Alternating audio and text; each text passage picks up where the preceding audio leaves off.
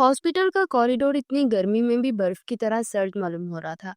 ऐसा सर्द जैसे बर्फ मुंजमद हो चुकी हो। लोगों का शोर, नर्सिस की आवाज, स्ट्रेचर्स की खटखट। उसके कानों में कोई भी आवाज नहीं जा रही थी। वो जैसे बहरा हो चुका था। दरवाजे खुले और डॉक्टर बाहर निकले तो जुहान के जिस्म में हरकत पैदा हुई। वो अपनी जगह से हिला, डॉक्टर के करीब आया। डॉक्टर, वो ठीक तो है ना? हाँफती कामती आवाज में पूछा। सांप ज्यादा जहरीला नहीं था, जहर ज्यादा फैला नहीं, इसलिए हमने उनकी हालत पर काबू पा लिया है। अब वो खतरे से बाहर है, जहर निकाल दिया गया है। कुछ घंटों तक उन्हें होश आ जाएगा। आप प्लीज उनका ख्याल रखें। वो काफी डिप्रेस्ड रहती है शायद। डॉक्टर की बातें सुनकर जुहान को कुछ हौसला हुआ। उसने इस बात में सर हिलाया। मैं उससे मिल सकता हूँ क्या? उसे अपनी आवाज कहीं दूर से आती सुनाई दे रही थी। हाँ, हम वार्ड में शिफ्ट करते हैं तो आप मिल लीजिएगा। तब तक आप वेट करें। जुहान ने समझने वाले अंदाज में सर हिलाया। आधे घंटे तक फजर को वार्ड में शिफ्ट कर दिया गया था। ये गांव के पास एक मुतवस्सित तबके का अस्पताल था, इसलिए यहाँ प्राइवेट कमरों जैसा निजाम था भी नहीं। लेकिन अगर जुहान चाहता तो अभी उसे प्राइवेट रूम में शिफ्ट करवा सकता था। मगर यहाँ के लोगों को उस पर शक हो जाता, इसलिए गांव के आम मर्द की तरह बिहेव वो कर रहा था। उसके बेड के पास आया तो नजर उसके चेहरे पर पड़ी। चेहरा जर्द हो गया था, जिससे खून की कमी हो गई हो। उसके साथ कमजोरी के आसार भी नजर आ रहे थे। वो बेड के पास बड़े स्टूल पर बैठ गया। एक नजर उसके हाथ पर डाली जहां पट्टी की गई थी। यकीनन यहाँ से कट लगाकर जहर निकाला गया था। उसका बाजू ऐसा सफेद पड़ गया था जैसी नालियों में खून हो ही ना। एक नजर उसके मुरझाए चेहरे पर डाली। ये वो चेहरा था जिससे जुहान को अजीब चिढ़ थी। नफरत करता नहीं था, बस उसके चेहरे को देखकर हो जाती थी। मगर अब यहाँ इस वक्त वो जुहान की जिम्मेदारी थी। उसे यहाँ अपनी जिम्मेदारी पर लाया था। अगर उसे कुछ हो जाता तो जिम्मेदार जुहान होता। वो खामोशी से उसके पास बैठा उसके चेहरे को देख रहा था। एक नजर उसके हाथ पर डाली जहां ड्रिप लगी हुई थी। कितने घंटे गुजर के सुहान को एहसास नहीं हुआ। अचानक उसका वजूद खिसमसाने लगा। कोई है? बचाओ, अम्मा, अप्पा, यहाँ यहाँ सांप है। वो नीम गुनूदगी में की हालत में बड़बड़ा रही थी। सुहान उसके चेहरे की जानिब झुका, उसका गाल थपथपाया। फजर, होश में आओ। चंद पल लगे थे फजर को आंखें खोलने में। उसने जैसे ही आंखें खोली, नजरें सीधा जुहान के चेहरे तक गई। उसे देखते फजर को ढेर सारा रोना आने लगा और वो वाकई रो पड़ी। जुहान, वहां क्लास में सांप था, बहुत बड़ा सांप। उसने मुझे क्लास में बंद कर दिया। मैं चीखती रही, लेकिन कोई मेरी मदद करने नहीं आया। मैंने आपको कितना पुकारा, आप भी नहीं आए। वो सांप वापिस आ गया। वो मुझे मार देगा। उसने अचानक जुहान की शर्ट सीने के मुकाम से अपने कमजोर हाथ में पकड़ ली। जिंदगी में पहली बार उसने जुहान को उसके नाम से पुकारा था। जुहान समझ गया कि उसका कोई बचपन का ट्रॉमा ट्रिगर हुआ है। तुमने मुझे क्यों पुकारा फजर? नरमी से पूछा। क्यों? फजर ने हैरत से उसे देखा। क्योंकि आपकी वजह से उसने मुझे बंद किया था। क्योंकि आप मेरी तकलीफों की वजह है। वो एकदम से उसकी शर्ट छोड़े, चेहरा मुंह के। अब वो भी आवाज रो रही थी। जुहान को ऐसा लगा जैसे किसी ने चेहरे पर जोरदार थप्पड़ दे मारा हो। किसी ने कमरे में बंद किया था। फजर, मुझे बता, मैं उसे सजा दूंगा। वो नरमी से फजर के बालों में उंगलियां चलाते हुए पूछ रहा था। वो जानता था कि फजर अभी अपने हवासों में नहीं, इसलिए उससे सच जानने का सही मौका था। कि आप सच में उसे सजा देंगे? फजर ने चेहरा मोड़े जुहान को देखा। चेहरे पर बच्चों जैसी खुशी आ गई।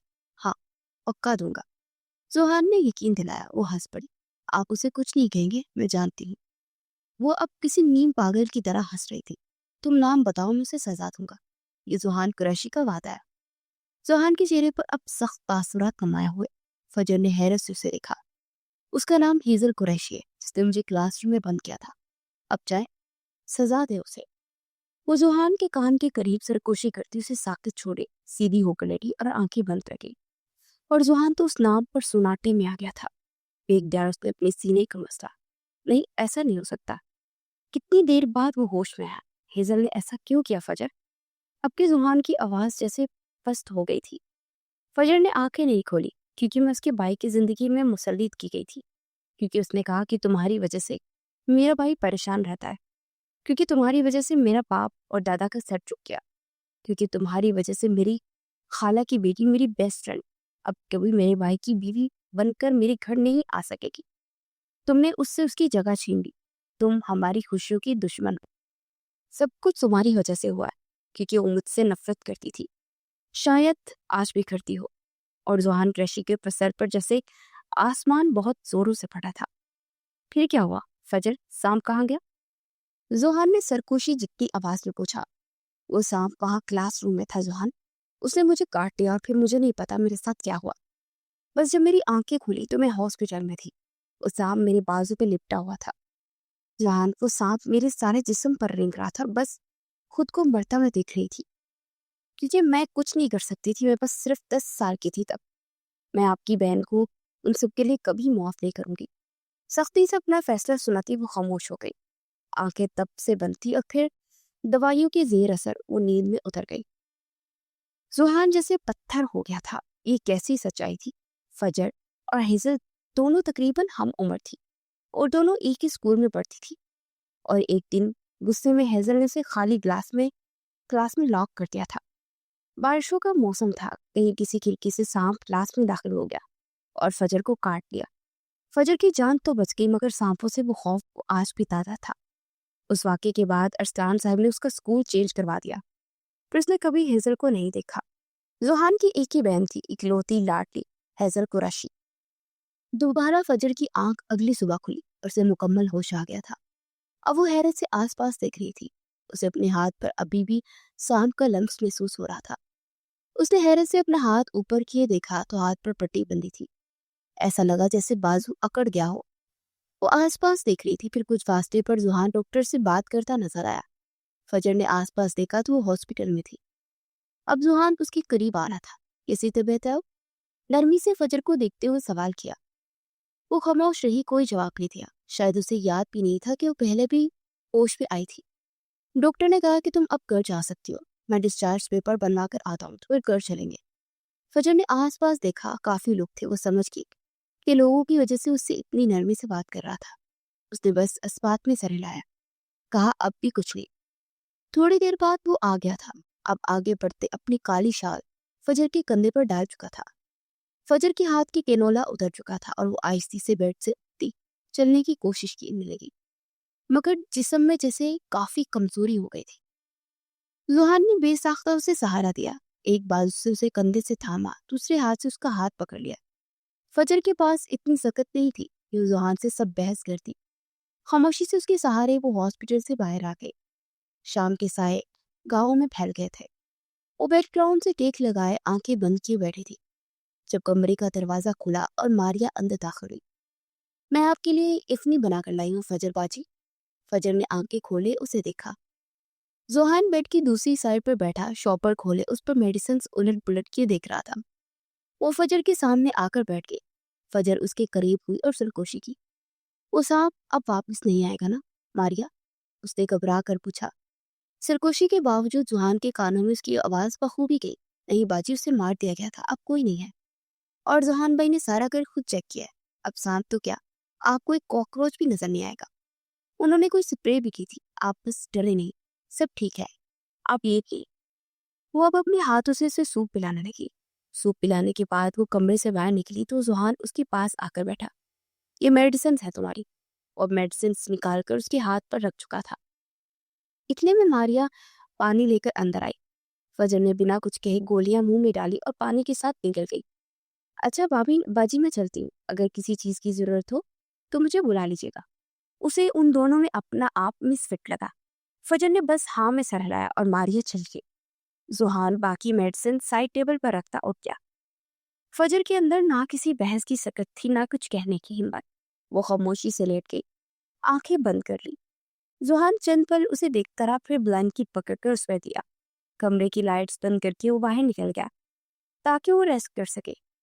वो बाहर सीन में मौजूद चारपाई पर लेटा। दिमाग में फजर की बातें गूंज रही थी। हेजल ने ऐसा क्यों किया? उसे अभी तक समझ नहीं आ रही थी। उसकी मासूम और मोहब्बत करने वाली बहन किसी को इतनी तकलीफ भी पहुंचा सकती है? ये जुहान की समझ से बाहर था। हाँ, मगर वो हेजल से उसका जवाब जरूर लेगा। ठंडी हवाएं चल रही थी। अपनी सोचों में उलझा कब्ज हो गया, उसे एहसास तक न हुआ। रात आधी सरक गई थी और नींद में बेचैन थी। उसे महसूस हुआ जैसे चादर में कोई चीज सरकती उसके करीब होती, टांगों तक आ चुकी थी। फजर की नींद एक झटके से उड़ी। वो उठकर बैठी और जल्दी से ब्लैंकेट दूर उछाला। वो अचानक चीखने लगी। सारा जिस्म पसीने से भीग गया। जोहान जो गहरी नींद सो रहा था, उसके कानों में फजर की चीखें पड़ी। नींद एक झटके से उड़ी। वो जल्दी से अंदर भागा, कमरे की लाइट जलाई तो वो कानों पर हाथ रखे कांपते हुए गटी गटी सिसकियों से रो रही थी। जोहान फौरन उस तक पहुंचा। फजर, क्या हुआ? उसके पास बेड पर बैठकर नरमी से पूछने लगा। फजर ने कानों पर हाथ रखे उसे देखा, और अगले ही पल वो हुआ जो जुहान के वहमो गुमान में भी नहीं था। वो जल्दी से जुहान के सीने से लिपट गई। जुहान का सारा वजूद साकित रह गया।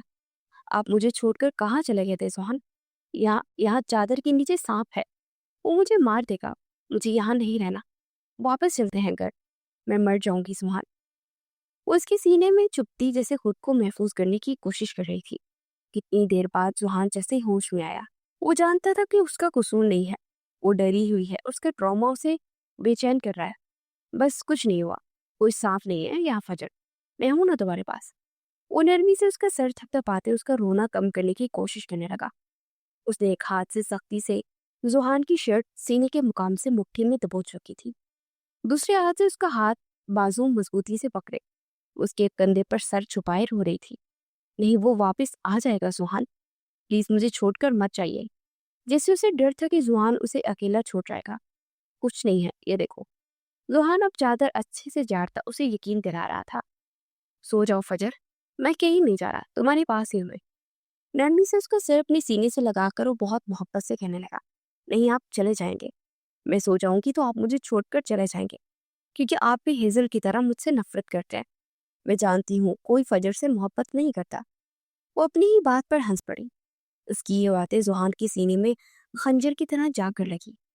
ये वो फजर नहीं थी जो उसके पुलिस स्टेशन की एक होनहार और बहादुर पुलिस ऑफिसर थी। ये बस एक नाजुक लड़की, मोहब्बतों की दरसी रूह। कोई कहीं नहीं जा रहा। जुहान धीरे से उसके ऐसे उसे अपने हिसार में लेता बेड पर लेट गया। फजर का वजूद अब भी हचकोले खा रहा था। जुहान ने ब्लैंकेट पकड़कर उस पर और टूट पर दिया। साइड टेबल लैंप बंद कर दिया। अब वो फजर के बालों में उंगलियां चलाने लगा। आहिस्ता आहिस्ता उसका वजूद साकित होता गया। उसके हाथ में अभी भी जुहान की शर्ट थी।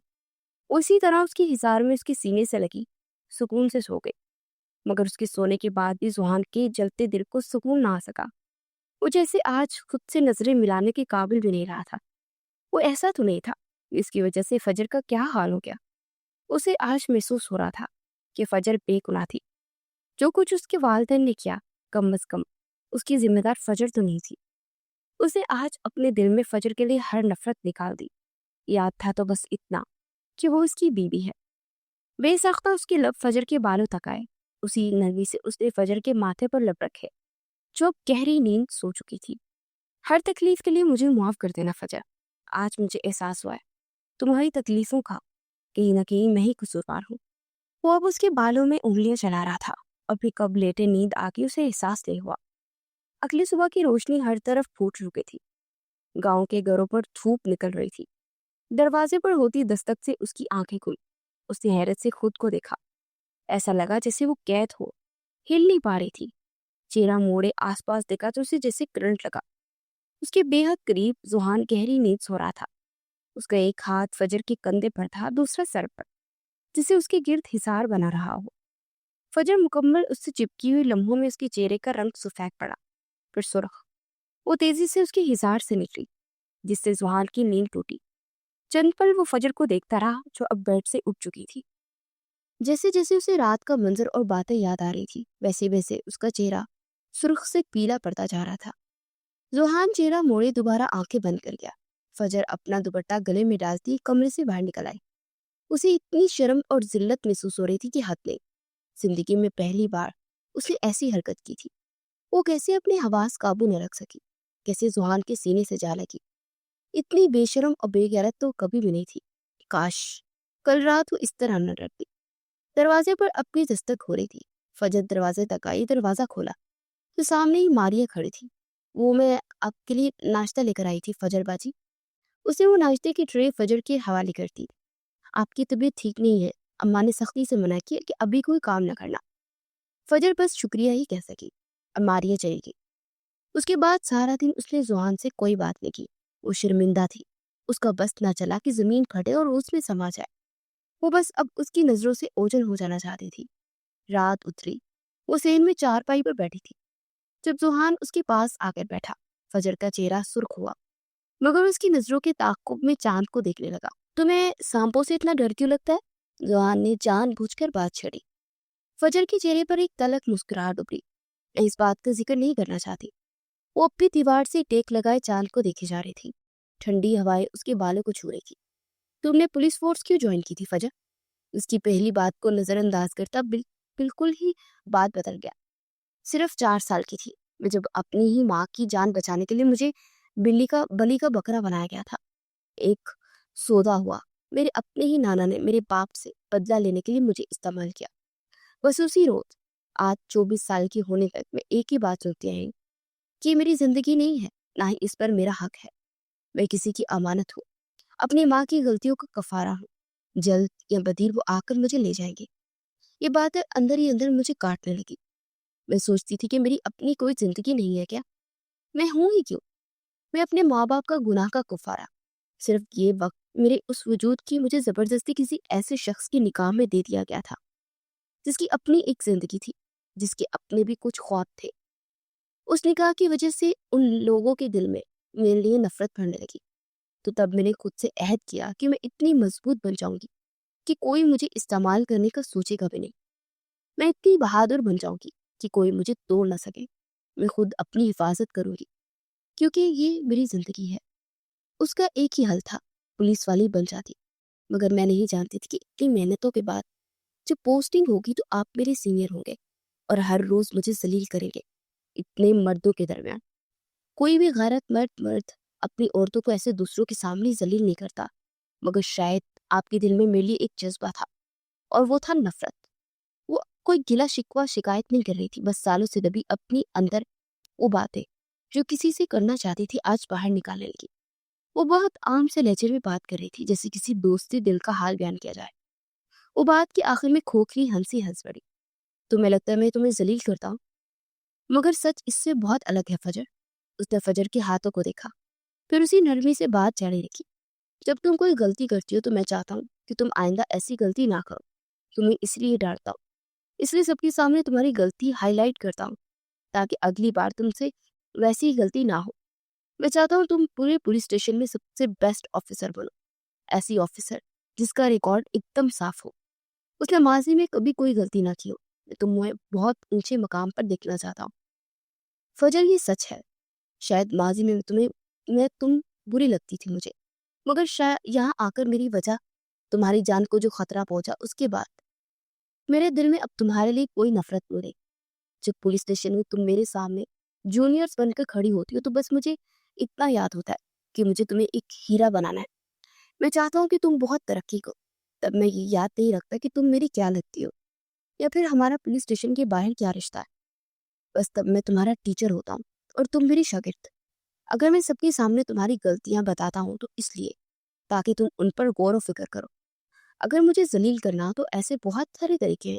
जब एक लड़की दिन रात कड़ी मेहनत पुलिस स्टेशन की नौकरी तक करने आती है, मर्दों के दरमियान बैठकर नौकरी करती है, तो फिर उसे चाहिए कि ऐसी इज्जत कर छोड़ कर आए जो 4 लोगों के सामने डांट पड़ने पर उसे जलालत लगे। वो बहुत आम से लहजे में बात कर रहा था, कोई गिला शिकवा शिकायत दे। फजर ने शक नहीं किया।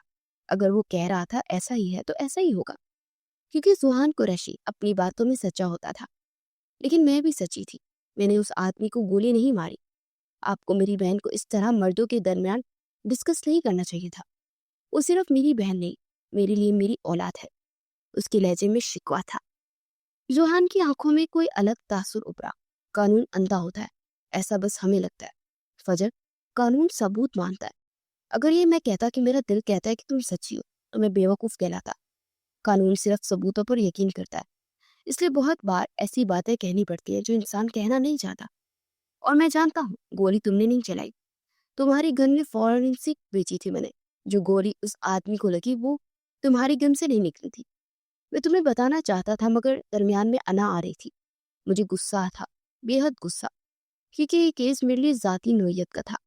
तुम्हें गाँव की औरतों से क्या इन्फॉर्मेशन मिली, वो बात बदल गया। मगर वजह तो इस बात में ही अटक गई कि उसने क्या जाती नोयत की। पिछले 20 दिनों में गांव से 15 औरतें, जिनमें अक्सर जवान और गैर शादीशुदा लड़कियां, उन्हें काम के हवाले से चौधरी साहब के शहर भेजा है। उनमें मारिया की बड़ी बहन भी गई है। ये सारी बातें मुझे मारिया ने बताई हैं। गाँव के हालात अच्छे नहीं हैं। यहाँ लोग फाकों से मर रहे हैं। इससे सुना है कि गांव से शहर जाने वाले रास्ते पर कोई फैक्ट्री बनी है जहां से लड़कियों को कोई काम करवाया जा रहा है। रहाइश, खाना, हर चीज मुफ्त है, लेकिन मुझे ये सब झूठ लगता है। 20 दिनों में 15 लड़कियों का गायब होना, मुझे लगता है कि चौधरी भी सारे मामले में मिला हुआ है। और वो लड़कियां एक बार भी उनका अपने घर वालों से दोबारा रब्ता नहीं हो सका। वो जब से गई है किसी ने नहीं देखा। ये साफ किडनैपिंग है। सीधी सादी औरतें और उनके मर्दों को पैसों का लालच दिया गया है। चौधरी और उसकी आदमी, हर कोई उनसे मिला हुआ है। फजर के लहजे में तल्खी गुली। हम सीधा सीधा चौधरी पर हाथ नहीं डाल सकते, कुछ और सोचना पड़ेगा। सुहान अपने सर को दोनों हाथों में थामे मसल रहा था। मेरे पास एक प्लान है। अचानक फजर के दिमाग में झमाका सा हुआ। कैसा प्लान? जुहान ने चेहरा मोड़े एक बार फिर उसे देखा। वो अब भी चांद को देखे जा रही थी। उसने एक बार भी जुहान को देखने की कोशिश नहीं की थी। मैं भी नौकरी करने वहां जाऊंगी और देखती हूँ कि चौधरी लड़कियों को कहाँ बेचता है। हमें लड़कियों तक पहुंचना होगा, उसके बाद ही हम लड़कियों को वहां से निकाल सकते हैं। मगर मुझे एक बात बताएं, ये किस जाती नोयत का क्यों है? और सच बताइएगा। वो समझ गई थी कि जुहान जिस तरह गुस्सा हुआ है, उस आदमी के मरने पर जरूर कोई ऐसी बात है जो वो नहीं जानती। जुहान ने एक गहरी सांस ली। फजर ने अब जुहान को देखा। 2 हफ्ते पहले हेजल यहाँ पास ही अपनी दोस्तों के साथ कैंपिंग के लिए आई थी और फिर उनसे बिछड़ गई। उसके बाद उसका कोई पता नहीं चल रहा। मुझे शक है कि उन लोगों ने हेजल को किडनैप कर दिया है। मेरी बहन खतरे में है, इसलिए ये केस मेरे लिए बहुत खास है। मैं उसे बचाना चाहता हूँ क्योंकि वो मेरी इज्जत है। वो मेरी बहन कम, मेरी औलाद ज्यादा है। फजर को लगा कोई उसके सर पर पत्थर मार रहा है। हेजल किडनैप हो गई? मगर कब? कैसे? वो चौंक कर सीधी हुई और हैरानी से अब जुहान को दिख रही थी। वो उन लोगों से अलग हो गई। सब जानते कि वो एएसपी जुहान कुरैशी की बहन है। किसी भी आम मर्द की हिम्मत नहीं हो सकती कि मेरी बहन पर हाथ डाले। किसी ने तवान के लिए फोन भी नहीं किया और पैसे भी नहीं चाहिए। ब्लैकमेलिंग भी नहीं हुई। हेजल ऐसे गायब हुई है जैसे उसका वजूद दुनिया में कभी था ही नहीं। इन सबसे एक ही बात साफ होती है कि वो भी इन लोगों के पास है। ना चाहते हुए भी जुहान की आंखों में नमी इकट्ठी हुई। पहली बार फजर को लगा कि वो बहुत तकलीफ में है। उसे भी तकलीफ हुई। आप फिक्र मत करें, मैं जाऊंगी नौकरी के बहाने और मैं हेजल को वहां से निकाल कर लाऊंगी। सिर्फ हेजल को ही नहीं, मैं उन सारी लड़कियों को वहां से निकाल कर लाऊंगी जो अपने लिए किसी मसीहा की तलाश में है। सब ठीक हो जाएगा। जुहान ने अपनी आंखों की नमी साफ करके फजर को देखा। कैसी लड़की हो तुम? हेजल ने तुम्हारे साथ इतना सब कुछ किया, इस सब के बावजूद तुम उसके लिए जाओगी? जुहान ने बेहद हैरत और बेयकीनी से पूछा। फजर ने फटी फटी निगाहों से उसे देखा। यानी कि वो जानता है कि हेजल ने क्या किया। हेजल ने जो किया वो उसका ज़र्फ था। मैं जो करूंगी वो मेरा ज़र्फ होगा। मुझे कभी हेजल से नफरत नहीं हुई क्योंकि मैंने उसे हमेशा अपनी मामू की बेटी ही समझा है। और वैसे भी मैं पुलिस वाली हूँ और हर लड़की की हिफाजत करना मुझ पर फर्ज है। वो दोबारा चांद को देखने लगी। अच्छा, तो फिर क्या मामू के बेटे से नफरत हुई? वो जैसे न जाने क्या पूछ रहा था। फजर अरसान ने कभी किसी से नफरत नहीं की। वे सिर्फ लोगों की नफरत को सहने के लिए पैदा हुई है। मैं कभी चाहकर भी किसी से नफरत नहीं कर सकती क्योंकि मेरा दिल ही ऐसा है। जैसे उसका जवाब जुहान के सीने में ठंडक उतार गया। अच्छा, और अपने शौहर से भी नफरत नहीं करती? वो मामू के बेटे से शौहर पर आ गया। फजर ने चेहरा मोड़े उसे देखा। वो उसके बेहद करीब बैठा था। हमारे यहाँ औरतें अपने शौहर से नफरत नहीं करती, चाहकर भी नहीं कर पाती, चाहे शौहर किसी का भी हो जाए। मगर हमारे यहाँ बीवियां वफादार रहती हैं। वो खामोशी से कहती उठ खड़ी हुई और फिर किचन की जानिब चली गई। वो पानी पीने गई थी मगर अंधेरे में एक बार फिर ऐसा महसूस हुआ जैसे यहाँ अभी भी सांप हो। वो चीख कर किचन से बाहर निकली। जुआन भागता उस तक पहुंचा। क्या हुआ फजर? सिकंदों से थमा। यहाँ सांप है। वो फिर डर गई। जुआन को अफसोस हुआ।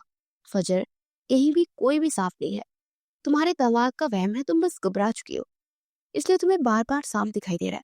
यहाँ वो दोबारा उसे चारपाई तक लाया और वहां बिठाया। कोई सांप नहीं है, मुझ पर यकीन रखो। वो भीगी आंखों के साथ सुहान को दिख रही थी। अभी बात करते हुए जो उसके लहजे में एतमाद था, वो कुछ ही देर में हवा हो चुका था। अब जानबूझकर मुझे यहाँ लेकर आया ना? अगर आपको मुझे मारना ही है तो बेशक गोली से मार दे। मुझे गोली से डर नहीं लगता है, मुझे बस सांपों से डर लगता है। वो हल्की हल्की कांपने लगी थी। ऐसी बातें मत करो फजर, मैं तुम्हें कुछ क्यों मारना चाहूंगा। जैसे जुहान को बुरा लगा था। मुझे यहाँ क्यों लाए हैं? इतनी सारी लड़कियां थी, पुलिस वाले किसी को भी ले आते। वो अब बाकी पुलिस ऑफिसर्स की बात कर रही थी जो वहां पुलिस स्टेशन में जोहान के साथ काम करती थी। जोहान का दिल चाह के अपना सर दीवार में दे मारे। उन सब लड़कियों में सिर्फ तुम ही मेरी बीवी थी, इसलिए तुम्हें ही लाना था। फजर ने बेहद हैरानगी से उसे देखा। मैं किसी और को बीवी नहीं बना सकता था ना? जोहान ने जैसे एक बोंगी सी दलील दी।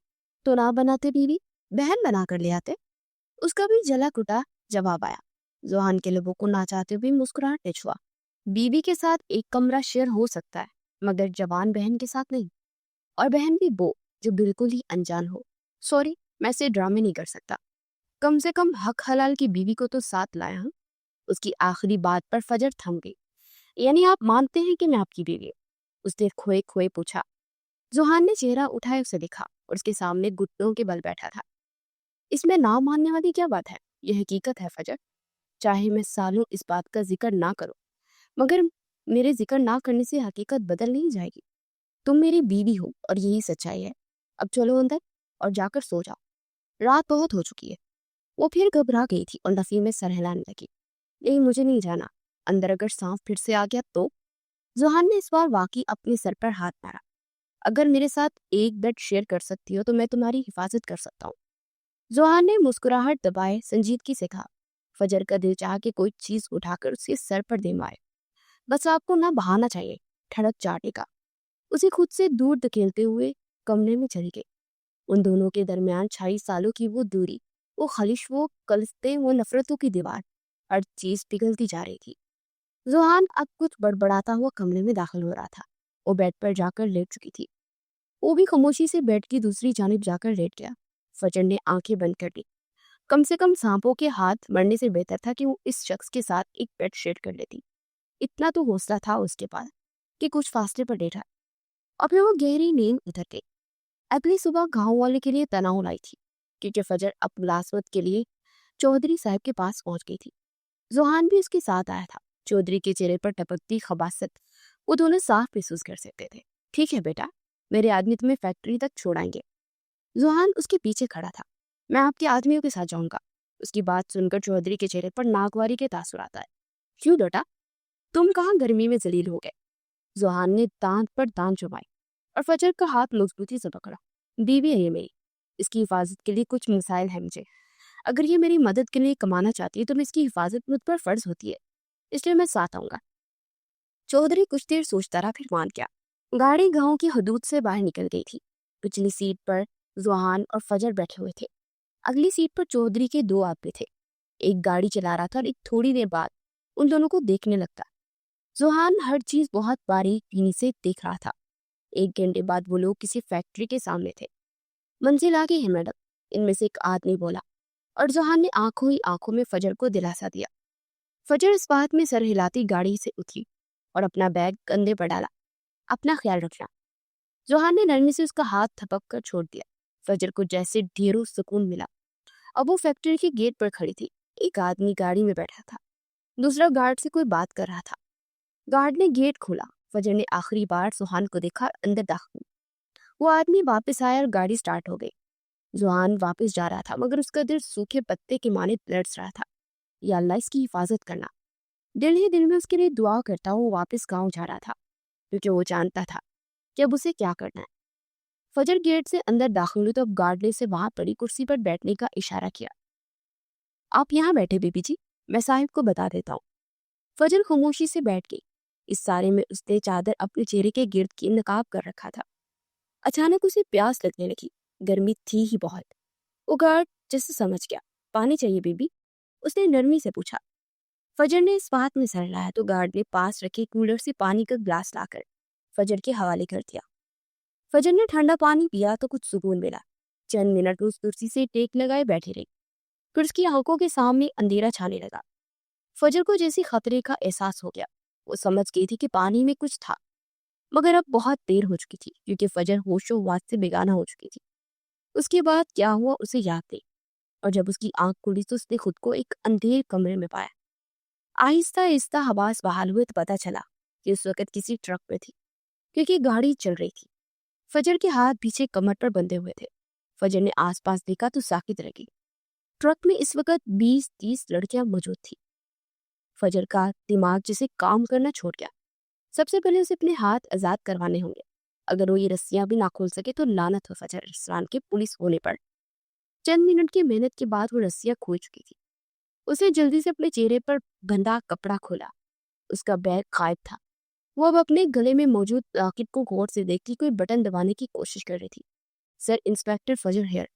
मैं इस वक्त किसी ट्रक में हूँ। यहाँ बहुत सारी लड़कियां हैं। शायद ये सब को कहीं बाहर लेकर जा रहे हैं। प्लीज जल्दी से मेरी लोकेशन ट्रेस करें। मैं यहाँ सब संभालती हूँ। इतना मैसेज देने के बाद वो उठी और आसपास सारी लड़कियों को दिख रही थी। जब उसे उन लड़कियों में से हेजल दिखाई दी, हाँ, उसे पहचानती थी। फजर जल्दी से उसके पास पहुंची। हेजल, हेजल आंखें खोलो। उसका गाल थपथपाकर उसे होश दिलाने की कोशिश की। फिर जल्दी से हेजल के हाथ और मुंह खोला। हेजल, उसे झिंझोड़ा। हेजल ने मूंदी मूंदी आंखें खोली। इससे पहले कि वो चीखती, फजर ने उसके मुंह पर हाथ रखा। शोर मत करना कि मैं हूं फजर। उसने धीरे से हाथ हटा दिया। हेजल तो अभी तक फटी फटी निगाहों से देख रही थी। तुम यहाँ कैसे पहुंचे? हेजल ने खौफ से पूछा। वो लंबी कहानी है, अभी ये सब छोड़ो। हमें यहाँ से निकलना होगा और उन लड़कियों को आजाद करवाना होगा। हेजल ने घबराते हुए लहजे में अस्पात में सर हिलाया। अब वो दोनों बाकी सारी लड़कियों के हाथ मुंह खोलकर उन्हें होश दिला रही थी। कुछ ही देर में सब लड़कियां होश में आ चुकी थी। ट्रक मुसलसल चल रहा था। मेरे गले में ये लॉकेट है, इससे वो हमारी लोकेशन ट्रेस करते हैं। यहाँ तक आने वाले होंगे। मेरे ख्याल से गाड़ी में 2-3 लोग होंगे। इनको मैं संभाल लूंगी। तुम में से किसी को गाड़ी चलानी आती है? फजर ने उनको सारी बात समझाने के बाद आखिर में पूछा। तो 2 लड़कियों ने हाथ उठाया। एक हेजल थी और एक कोई और लड़की। ओ गुड, मैं इन लोगों का ध्यान भटकाऊंगी। तुम दोनों सब लड़कियों को लेकर निकल जाना। फजर की बात पर एक गहरी खामोशी छा गई और तुम? उस खामोशी को हेजल की आवाज ने तोड़ा। मेरी जान, ज्यादा अहम नहीं है हेजल। मुझे कुछ भी हो जाए तुम रुकोगे नहीं। उसने हेजल को सख्ती से वार्न किया। उसके बाद उन्होंने एक प्लान बनाया। अचानक चलते ट्रक में सबकी चीखें गूंजने लगी। ट्रक के टायर चरचराए और ट्रक रुक गया। कुछ देर गुजरी जब ट्रक का दरवाजा खुला। इससे पहले वो शख्स अंदर झांकता, फजर ने अपने हाथ का पंच बनाकर उसके मुंह पर दे मारा और वो सीधा जमीन पर गिरा। फजर गाड़ी से बाहर उतर आई। उसके पीछे हेजल भी थी और वो तीसरी लड़की भी। फजर ने उस शख्स को मौका दिए बिना उसके चेहरे पर मुक्के मारकर बेहोश कर दिया। दूसरा भी आ चुका था। फजर ने उसके हाथ से लड़ने का इशारा किया। आगे आ जाओ हेजल। उसने साथ हेजल को जाने का हुक्म दिया। उसे घुमाकर एक लात दूसरे शख्स के चेहरे पर दे मारी और वो नीचे गिरा। तो फजर ने अपना घुटना उसके पेट पर दे मारा। जल्दी जाओ हेजल। हेजल को बुत बने देख फजर चीखी। इतने में तीसरा भी पीछे आया। भागो हेजल। फजर अब दहाड़ी और वो लड़की और हेजल दोनों ड्राइविंग सीट तक गए। इससे पहले कि वो तीसरा शख्स हेजल को गोली मारता, फजर पर रफ्तारी से उठी और भागती हुई हेजल के पीछे जाकर खड़ी हो गई। और वो गोली जो हेजल की कमर में लगने वाली थी, वो फजर के पेट में प्रवेश हुई। गोली चलने की आवाज पर हेजल ने घबरा कर पीछे देखा। फजर! एक चीख थी जो उसकी हलक से निकली। जाओ हेजल, रुको मत। फजर ने उसे धक्का दिया और खुद वो पेट पर हाथ रख के जमीन पर गिर गए। सारे वजूद में तकलीफ की लहरें उठ रही थी। फजर! हेजल की आंखों से आंसू बहने लगे। तुम्हें जुहान की कसम, जाओ सबको बचाओ। मेरी फिक्र मत करो हेजल, एक जान के बदले 30 बच रही है, जाओ। फजर चीखी। हेजल को उस कसम ने रोक दिया था, वरना उसे यहाँ छोड़कर जाने के लिए तैयार नहीं थी। दूसरी लड़की ने हेजल का हाथ पकड़कर उसे अंदर खींचा और तेजी से गाड़ी स्टार्ट की और ट्रक वहां से निकलता चला गया। तीसरा आदमी जैसे ही फजर ने जख्मी होने के बावजूद नीचे गिरा था, वो दोबारा उठा और गुस्से से एक और गोली फजर के पेट पे दे मारी। लोहे का गर्म सियाल पेट के किसी हिस्से में घुसा। फजर को अंदाजा ना हो सका। उसके जिस्म ने एक झटका खाया और फजर को लगा कि आज उसकी आखिरी रात है।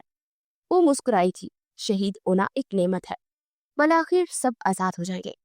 फिर उसकी आंखें बंद हो गई। उसका वजूद साकित रह गया।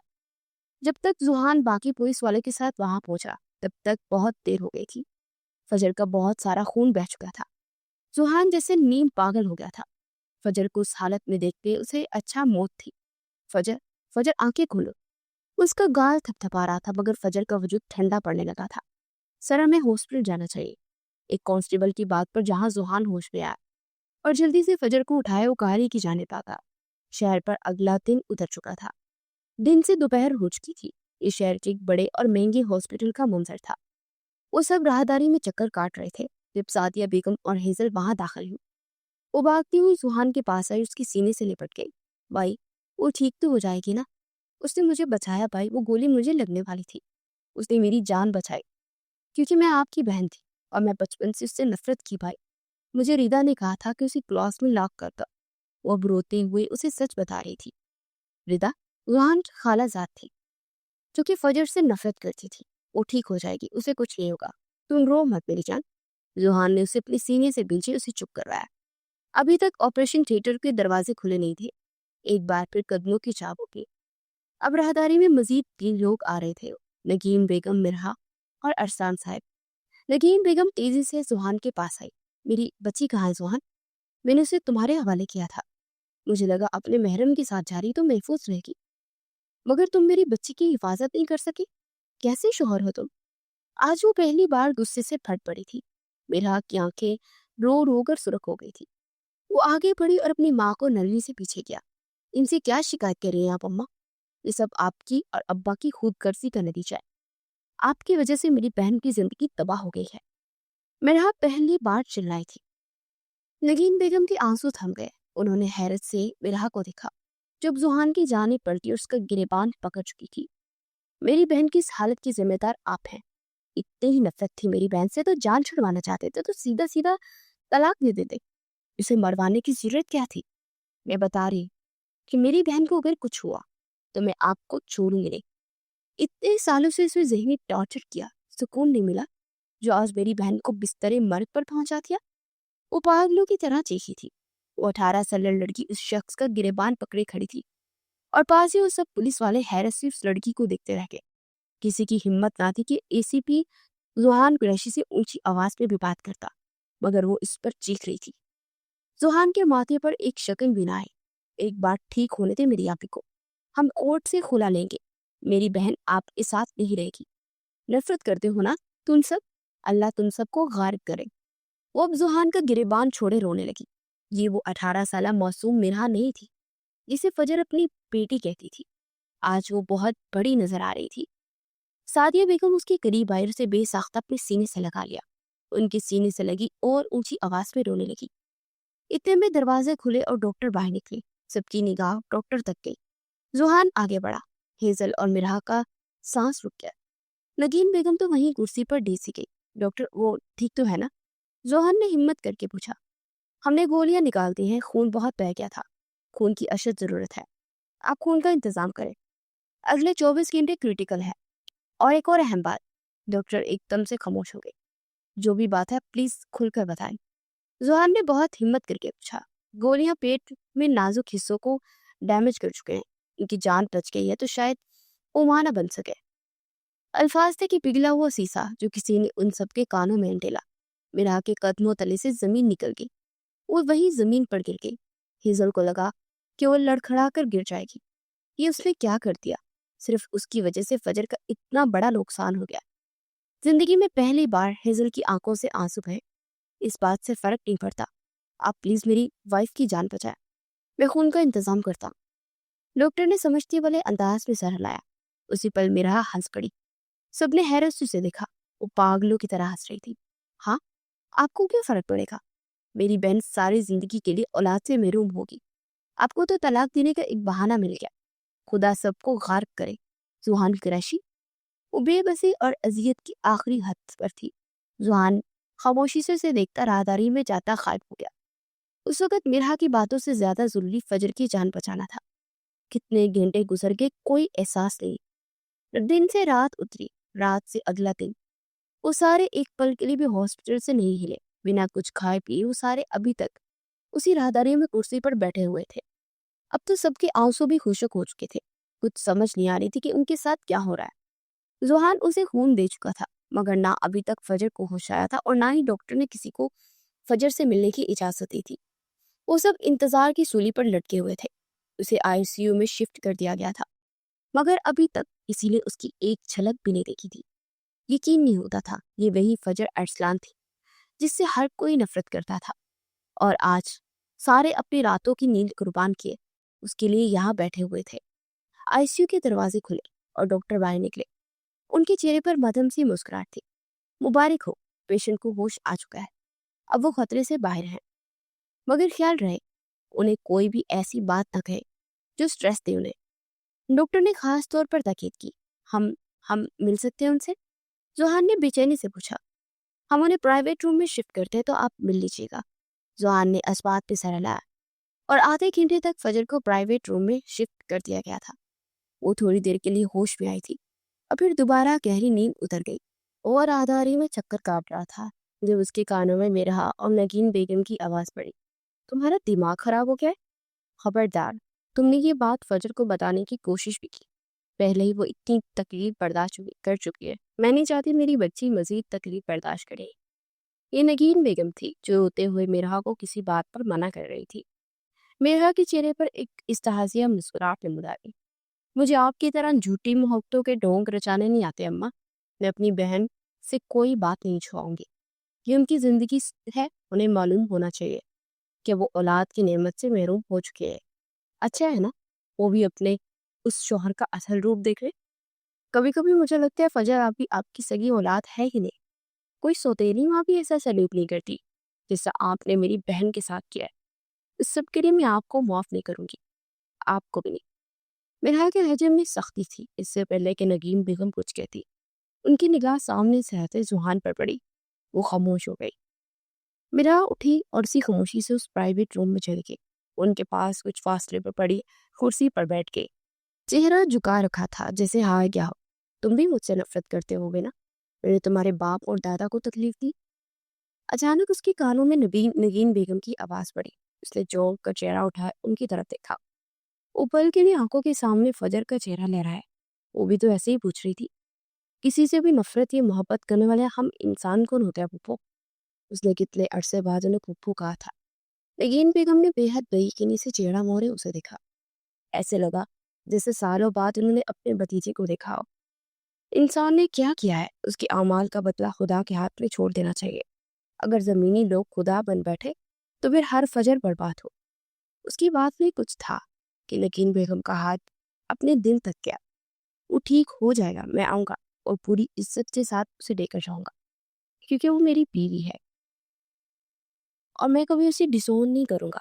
हाँ, शायद किसी सदी में कभी उससे नफरत करता था, मगर आज वो इस हाल में सिर्फ मेरी वजह से पहुंची है, तो इन सब का मदावा भी मैं ही करूंगा। अगर वो मेरे साथ रहना चाहेगी तो पूरी इज्जत के साथ उसे अपनी बीवी बनाकर लेकर जाऊंगा। और अगर वो इस जबरदस्ती बंधे रिश्ते का बोझ उठाए हुए थक गई होगी तो इसे इज्जत से आजाद कर दूंगा। मगर अब वही होगा जो वो चाहेगी, क्योंकि ये उसकी जिंदगी है। वो एक एक लफ्ज सख्ती से कह रहा था। नगीन बेगम खामोशी से उसे देखेगी। उसने चेहरा मोड़े उन्हें देखा। और मुझे आपसे कोई शिकवा शिकायत नहीं है ओप्पो। अब्बा या दादा ने क्या किया वो उनका ज़र्फ था, लेकिन मैं अब अपने खानदान के बाकी मर्दों जैसा नहीं बनूंगा। गलती वालदैन करे उनका खमियाजा औलाद दे, ऐसा कहीं नहीं लिखा। लेकिन बेगम की आंखों से आंसू बहने लगे। वो उठा और उसके मजीद करीब आकर बैठा। वो बेसाख्ता उसके सीने से लगी रोने लगी। ऐसे लगा जैसे सालों बाद बेटा मिल गया हो। बाप और भाई की मौत के बाद उन्हें लगा जैसे सहारा मिल गया है, क्योंकि सालों पहले जुहान के बाप और दादा की एक कार हादसे में मौत हो चुकी थी। वो गुमसुम सी छत को घूर रही थी। उसके सामने ही मिरहा बैठी थी और मिरहा उसे सारी बातें बता चुकी था। देखिएगा, अब उसको इस बात पर तलाक दे देंगे क्योंकि अब इन्हें एक बहाना मिल गया है। मिरहा के लहजे में जुहान के लिए साफ नफरत थी। फजर के चेहरे पर कोई तासुर नहीं आया। तुम्हें उनसे बदतमीजी नहीं करनी चाहिए थी मिरहा।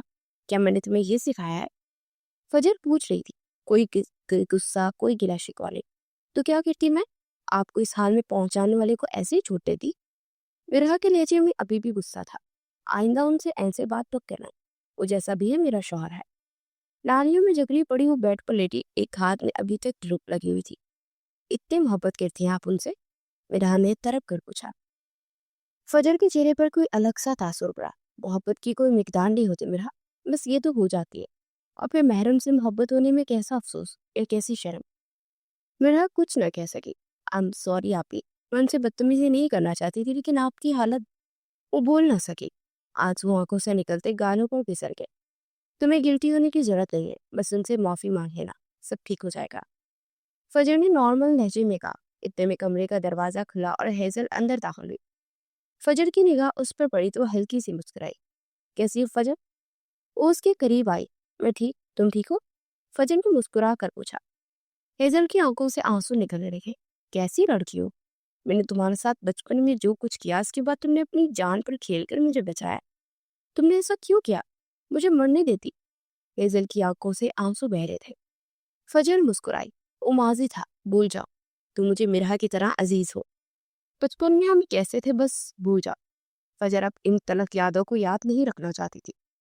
मैं तुमसे मुआफी मांगना चाहती है फजर। हेजल ने अपने दोनों हाथ जोड़े। फजर ने दफी हुए सर हिलाया। अब तो इस तरह माफी मांगकर मुझे शर्मिंदा मत करो, सब ठीक है, हम बहने हैं, भूल जाओ माजी।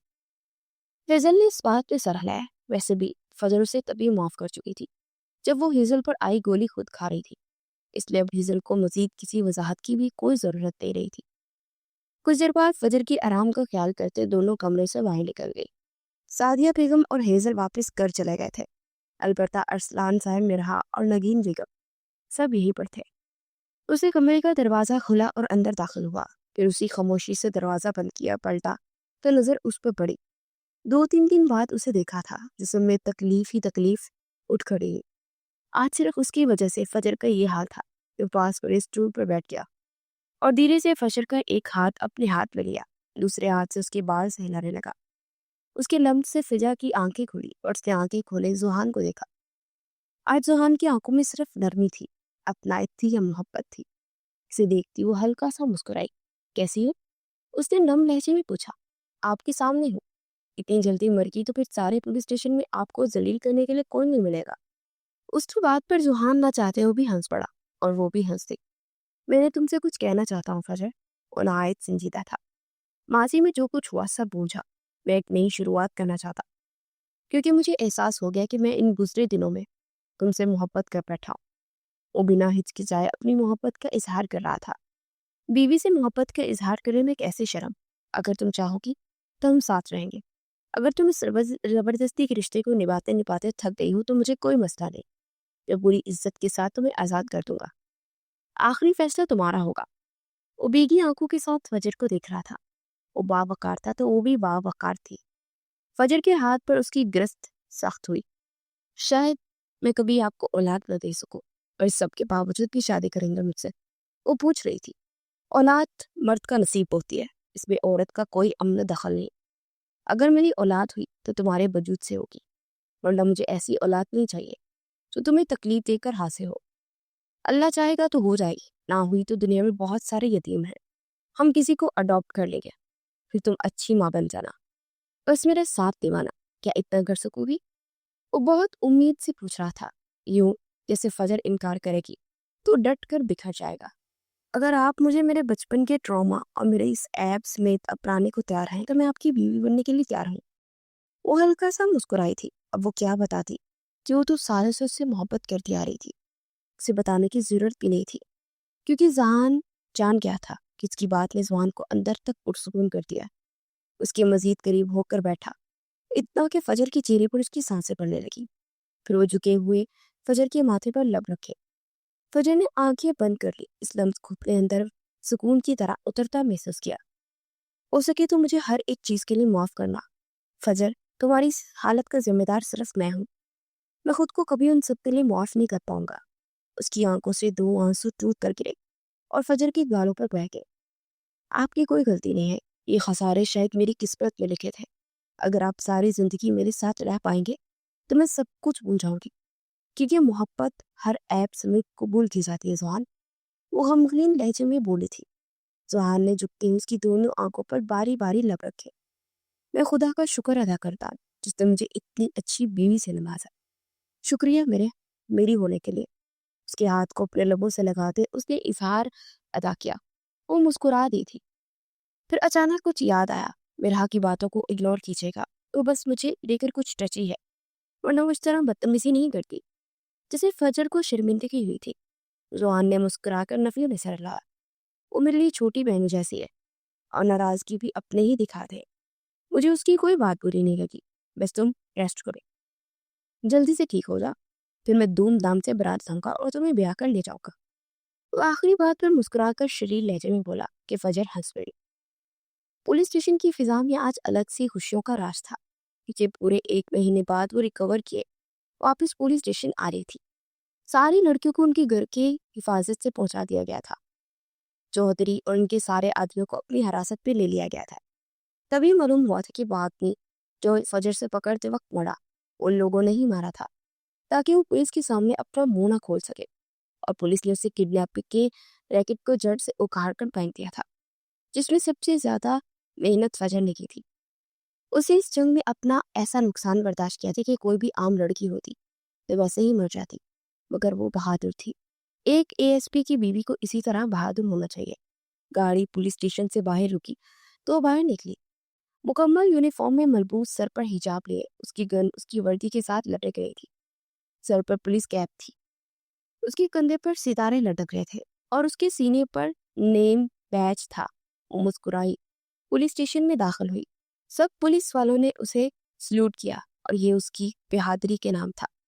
वो नम निगाहों से सबको देख रही थी। वेलकम बैक इंस्पेक्टर फजर, चले काम पर लग जा। जुहान ने मुस्कुराकर उसे खुशामदीद कहा तो वो भी मुस्कुराती। बाकी सारे अपने कान मन लग गए तो वो उसका हाथ पकड़े अपने केबिन में ले आया। 4 दिन बाद उन दोनों की शादी थी। दोनों खानदानों के दरमियान अब सारी नफरतें पिघल चुकी थी। वो अपने वालिदैन के साथ ठीक हो गई थी। मिरहा ने जुहान से माफी मांग ली थी। हेजल और फजर का बॉन्ड अच्छा हो गया था। कुरैशी हाउस के दरवाजे उनके लिए खुल चुके थे। सारी नफरतें खत्म हो चुकी थी क्योंकि वो खुश थी और उसकी खुशी सलामत है। इसलिए जुहान ने अपनी कजन रिदा को अपनी जिंदगी और अपने घरेलू मामलात से बहुत दूर कर दिया। वो बचपन से ही जुहान को पसंद करती थी, मगर जुहान ने उसे सिर्फ कजन समझा था। उससे ज्यादा वो कभी वैल्यू नहीं की थी। वो नहीं चाहता था कि रिदा दोबारा फजर को नुकसान पहुंचाने की कोशिश करे, और इस बात की तसल्ली वो कर चुका था। सारे पुलिस वाले जान चुके थे कि वो जुहान की बीवी है। पहले जिन लोगों को सिर्फ शक था उन दोनों के दरमियान कुछ है, इस सबको हकीकत मालूम हो चुकी थी। वो अब उसे कंधों से पकड़े अपनी कुर्सी पर बिठा रहा था। मैं तुम्हें कामयाब होता देखना चाहता हूँ फजर, क्योंकि तुम मेरी इज्जत हो। उसने फजर की कैप उतार कर टेबल पर रखी और अब अपनी कैप उठाकर उसकी सर पर पहना रहा था। उसके दोनों हाथ जुहान के मजबूत हाथों में थे। वो खिलखिलाकर हंस पड़ी। उसकी हंसी की आवाज पूरे पुलिस स्टेशन में गूंजी। बलाखिर वो एक आला मकाम हासिल कर चुकी थी। वो शख्स उसे इज्जत दे रहा था जो कल सबके सामने उसे जलील करता था। उसे एहसास हो गया था कि रिश्ते बहुत खास होते हैं, और फजर अपने खुदा की शुक्रगुजार थी जिसने उसे ऐसे रिश्ते से नवाजा। कभी भी किसी इंसान की गलती की सजा उसकी औलाद को नहीं देनी चाहिए। आखिरत में भी हमारे अमाल का हिसाब हमसे होगा, ना कि हमारी औलाद या वालिदैन से।